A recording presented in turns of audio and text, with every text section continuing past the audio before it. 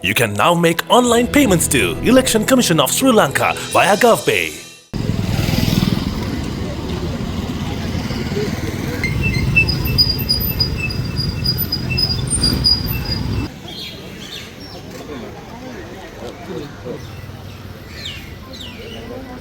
சில தினங்களுக்கு முன்பதாக எங்களது திருக்கோவில் கல்வி வலயத்திற்குட்பட்ட ஆலியடி கோட்ட பாடசாலையின் திருநாகரசு வித்தியாலயத்தினுடைய ஆசிரியர் அதே போன்று அதிபர் அவர்கள் பிள்ளைகளினுடைய கல்வி வளர்ச்சிக்காக அயராது பாடுபட்டு கொண்டிருக்கிற இந்த வேளையிலே மிலேச்சத்தனமான தாக்குதலை ஆசிரியர் அதிபர் மீது மேற்கொண்டிருக்கிறார்கள்.